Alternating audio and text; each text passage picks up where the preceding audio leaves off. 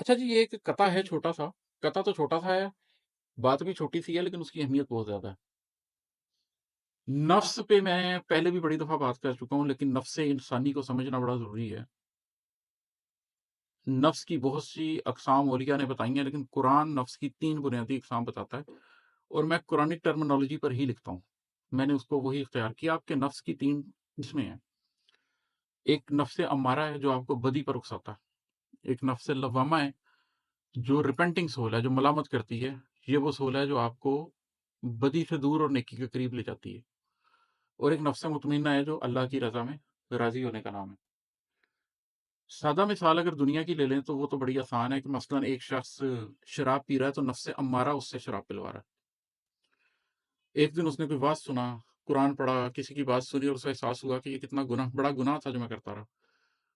रो पड़ा वो, सजदे में चला गया, आंसू आ गए। ये नफ्स लवामा है जो उससे तौबा करवा रहा है। फिर अल्लाह ने उसे सब्र दिया, रोना उसने बंद किया, आंखें उसने साफ की, तहैया किया आज के बाद शराब नहीं पिएगा और उसकी जगह कोई नेकी का काम करेगा। और अब शराब पीने की बजाय वो उसी वक्त में लोगों के लिए सबील लगा के उन्हें पानी पिलाने का इंतजाम करता है। ये नफ्स मुतमइन्ना है जो उससे ये काम करवा रहा है। लेकिन ये सादा मिसाल है। जिंदगी में आप एक ही इवेंट का शिकार तो नहीं होते। हम इंसान बड़ी कॉम्प्लेक्स मखलूक हैं। हम बैक वक्त नफ्स की हर स्टेजेस से मिलते जुलते काम कर रहे होते हैं।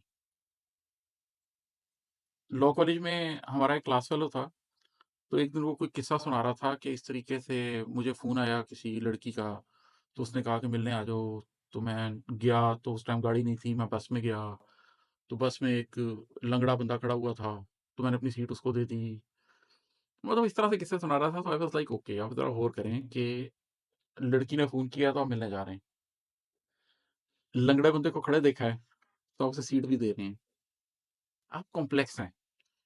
आप ऐसा नहीं है कि आप नेकी है तो नेकी है और बदी है तो बदी हैं। हमारे अंदर बहुत कुछ चल रहा होता है। रुझान रखना अपनी ज़ात के हर एस्पेक्ट का, कि मैं कारोबार में क्या कर रहा हूँ, रिश्तेदारी में क्या कर रहा हूँ, मुआश में क्या कर रहा हूँ, समाज में क्या कर रहा हूँ, दीन में क्या कर रहा हूँ, दुनिया में क्या कर रहा हूँ। और नफ्स अम्मारा से दूर होते जाना और नफ्स लवामा की स्टेजेस से गुज़रते जाना और नफ्स मुतमइन्ना की कोशिश करते जाना, ये एक ऐसी चीज़ है जो आपको बार-बार, बार-बार करनी पड़ेगी। खुद एहतिसाबी के इस अमल से आपको महीने में 1 दफ़ा नहीं, हफ्ते में 1 दफ़ा नहीं, पल पल-पल गुज़रना पड़ता है। अल्लाह ने जो 5 दफ़ा आपको नमाज़ फ़र्ज़ की है, उसकी लॉजिक क्या है? कि ज़ोहर के से असर तक तुम में कदूरत आ गई होगी। तुम इतने फन्ने-खान नहीं हो कि हफ्ते बाद आना चर्च। तुम्हें तीसरे घंटे आना पड़ेगा, दूसरे घंटे आना पड़ेगा।